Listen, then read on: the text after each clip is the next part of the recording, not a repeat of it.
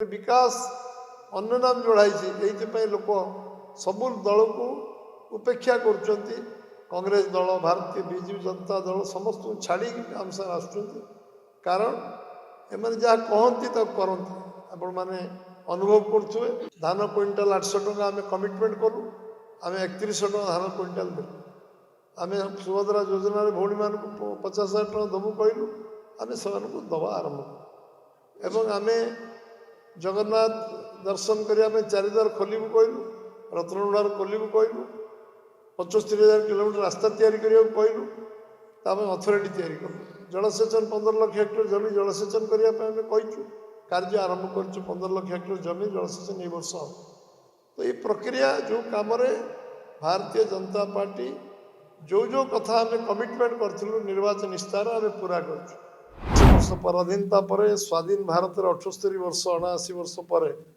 जो स्थिति रायगड़ा जिला अच्छी ताकू विकास करवा यशस्वी प्रधानमंत्री नरेंद्र भाई नेतृत्व को स्वीकार करवा एवं ओडिशा रे डबल इंजिन सरकार को समर्थन करवा एवं आज आम समस्ते एकाकार बीजेपी नीति आदर्श एवं आमर यशस्वी मुख्यमंत्री मोहन माझी तांको नेतृत्व रे समस्ते ओडिशा सरकार जो भली विकासमूलक उन्नयनमूलक काम कर समस्ते सहयोग करने आपण मैंने मिशिंट आम से आपण को निश्चित भाव में पुनर्बार धन्यवाद दूची भारतीय जनता पार्टी 20टी राज्य सरकार रे अच्छी भारत वर्ष केंद्र सरकार अच्छी यशस्वी प्रधानमंत्री नेतृत्व में 20टी राज्य रे आम राज्य सरकार अच्छी एवं आमे सबुठु अधिक सांसद विधायक एवं सबुठु स्थानीय प्रतिनिधि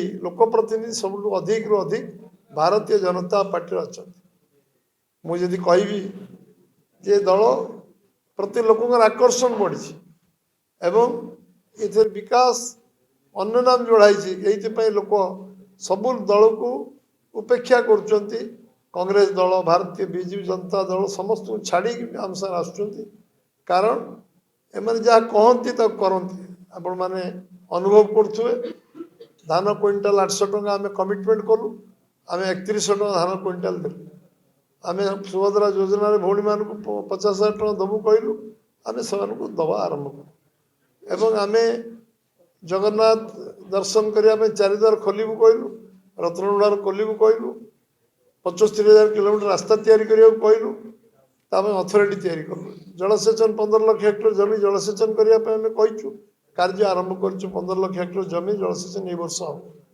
तो ये प्रक्रिया जो कम भारतीय जनता पार्टी जो कथा आम कमिटमेंट करूँ निर्वाचन इस्तार आम पूरा कर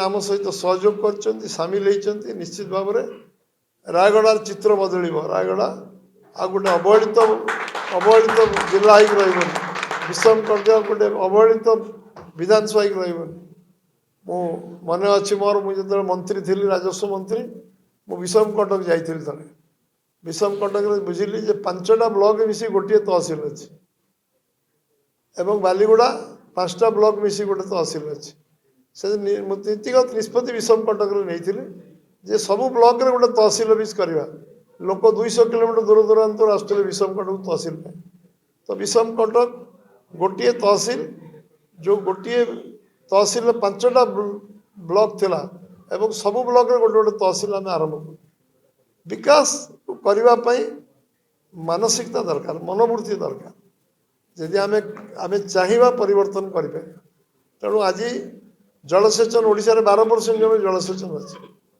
ओडिशार भाग्य आम दारिद्र्यता भितर अच्छा लक्ष लक्ष भाई भौणी मैंने दादन खटिया जाऊँ आदि पर्यटन व्यवस्था अच्छी ये जलसेचन व्यवस्था कले लोक कठिन परिश्रम कर आर्थिक स्थिति बदल पारे ये आम भैल्यू एडिशन आज रायगड़ा गोटे इंडस्ट्रियल हब हम जाऊँ खनि खादान में भरपूर रायगड़ा जिला आज खनि खादान संभावना सब अधिक आज रायगड़ा जिला रायगड़ा जहाँ अच्छी रायगड़ार खनि खादान में आज रायगड़ा जिला को अटकई पारे यदि सरकार नीतिगत भाव में तार योजना को क्रियान्वयन कर आज केउझर पर रायगड़ा जिला हूँ सुंदरगढ़ रायगड़ा जिला आज ମାଇନ୍ସ ମିନେରାଲରେ ଭରପୁର ଶିଳ୍ପ ହେବ, କମ୍ୟୁନିକେସନ୍ ହେବ, ଇନଫ୍ରାଷ୍ଟ୍ରକ୍ଚର ବଢ଼ିବ, ପର୍ଯ୍ୟଟନ ଶିଳ୍ପ ବିକାଶ ହେବ, ଜଳସେଚନ ବ୍ୟବସ୍ଥା ହେବ। ଏବଂ ଆଜି ଆମେ ଭ୍ୟାଲୁ ଏଡିସନ୍ କୃଷିରେ କରିବା, ଶିଳ୍ପରେ କରିବା, ପର୍ଯ୍ୟଟନ ଶିଳ୍ପକୁ ବିକାଶ କରିବା। ଇଏ ହେଲେ ଓଡ଼ିଶାର ଆର୍ଥିକ ସ୍ଥିତିର ପରିବର୍ତ୍ତନ ହେବ। ତେଣୁ ଆପଣମାନେ ସମସ୍ତେ ଆଜି ଯୋଗ ଦେଇଛନ୍ତି। ପୁଣି ଥରେ ମୁଁ ଆପଣମାନଙ୍କୁ ସ୍ୱାଗତ କରିବି। ମିଶିକି ସବୁ କାମ କରିବା, ସମସ୍ତେ ମିଶି ଗୋଟେ ମନ ପ୍ରାଣରେ କାମ କରିବା। ଯାହା ସମସ୍ୟା ଅଛି ସେ ସମସ୍ୟାକୁ ଆମ ସରକାର, ଯେହେତୁ କେନ୍ଦ୍ର ସରକାର ଆମର, ରାଜ୍ୟ ସରକାର ଆମର, ଏବଂ ପଞ୍ଚାୟତ ନିର୍ବାଚନ ଖୁବ୍ ଶୀଘ୍ର ହେବ। ଯେଉଁ ତଳ ଲେବୁଲରେ ସାଧାରଣ ଲୋକ ଉପେକ୍ଷିତ ହେଉଛନ୍ତି, କମିଂ ନିର୍ବାଚନରେ ସବୁ ବ୍ଲକରେ ଆମକୁ ଜିତିବାକୁ ପଡ଼ିବ, ସବୁ ପଞ୍ଚାୟତରେ ଆମକୁ ଜିତିବାକୁ ପଡ଼ିବ, ସବୁ ଜିଲ୍ଲା ପରିଷଦ ଆମକୁ ଜିତିବାକୁ ପଡ଼ିବ, ଏବଂ ସବୁ ୱାର୍ଡ ମେମ୍ବର ଆମକୁ ଜିତିବାକୁ ପଡ଼ିବ। ବିଜେପି ସବୁ ଜାଗାରେ ନେତୃତ୍ୱ ତିଆରି କରିବ, କାରଣ ସାଧାରଣ ଲୋକ ତଳ ପାଚରେ ଯିଏ ଅଛନ୍ତି ତାଙ୍କର ସୁବିଧା ଅସୁବିଧା ବୁଝିବା ପାଇଁ ଆମେ ତଳପଦ ମ୍ୟୁନିସିପାଲିଟି, ଏନ୍ଏସ୍ସି ସବୁ ଜାଗାରେ ଆମ ପ୍ରତିନିଧିତ୍ୱ ହେବ। ଯେଉଁ ଟଙ୍କାଟା କେନ୍ଦ୍ରରୁ ଆସୁଛି, ଯେଉଁ ଟଙ୍କାଟା ରାଜ୍ୟରୁ ଯାଉଛି, ସେ ଟଙ୍କାଟା ତଳ ପର୍ଯ୍ୟନ୍ତ ଲୋକଙ୍କ ପାଖରେ ପହଞ୍ଚୁ। ଏ କାର୍ଯ୍ୟକୁ କ୍ରିୟାନ୍ୱୟନ କରିବା ପାଇଁ ଆମେ ସମସ୍ତେ ଏଠୁ ସଂକଳ୍ପ ନେଇକି ଯିବା। ଯେଉଁଠି ଯେଉଁ ଜାଗାରେ କିଛି କାମ ଅଟକିବ, ଗୋପୀନାଥ ଭାଇ ରେଗୁଲାର ଯାଉଛନ୍ତି, ବିଭୂତି ଭାଇ ରେଗୁଲାର ଯାଉଛନ୍ତି, ଆମର ବିଭିନ୍ନ ମନ୍ତ୍ରୀମାନେ ଯେଉଁ ଯାଉଛନ୍ତି, ଯେଉଁ କାମ ଯେଉଁ ଡିପାର୍ଟମେଣ୍ଟରେ ତାଙ୍କ ଡିପାର୍ଟମେଣ୍ଟ ଥାଉ ନଥାଉ 5ଟା ଅଲଗା କାମ ମଧ୍ୟ ସେମାନେ କରିବା ପାଇଁ ସେଠି ସ୍ଥିର କରୁଛୁ। ଆମେ ରାୟଗଡ଼ା ଜିଲ୍ଲା ନିର୍ବାଚନରେ ଆଗାମୀ ଦିନରେ ମୋର ବିଶ୍ୱାସ ଅଛି 100%। Ward member to MLA MP ପର୍ଯ୍ୟନ୍ତ ସବୁ ରାୟଗଡ଼ା ଜିଲ୍ଲାରେ ଭାରତୀୟ ଜନତା ପାର୍ଟି ଜିତିବ, ଯଶସ୍ୱୀ ହେବ। ଆଜି ଯେଉଁମାନେ ଲୋକ ଉପେକ୍ଷା କରିଛନ୍ତି ସେ ଲୋକମାନେ ଜାଣିପାରିଲେନି। ଓଡ଼ିଶାର ସରକାର ହେବ ଜାଣିଥିଲେ ରାୟଗଡ଼ାର ଫଳାଫଳ ଅଲଗା ହେଇଥାନ୍ତା। ସେମାନଙ୍କୁ କୁହାଗଲା ଯେ ଓଡ଼ିଶାର ସରକାର ତ କେବେ ବିଜେପି ହେବ। ତେଣୁ ଭାଇମାନଙ୍କୁ ଅନ୍ଧାର ରଖାଗଲା, ସେଥିପାଇଁ ସେମାନେ ଜାଣିପାରିଲେନି। କିନ୍ତୁ ଯେବେ ଇଲେକ୍ସନରେ ପରେ ଯେତେବେଳେ ରେଜଲ୍ଟ ବାହାରି ସାରିଲା, ମୁଁ ଯାଇଥିଲି ରାୟଗଡ଼ା, କୋରାପୁଟ ଏବଂ ଗଜପତି 3ଟା ଜିଲ୍ଲା, ଯେଉଁଠି ଆମେ 8ଟା MLA ହାରିଛୁ ସେ ଜିଲ୍ଲା।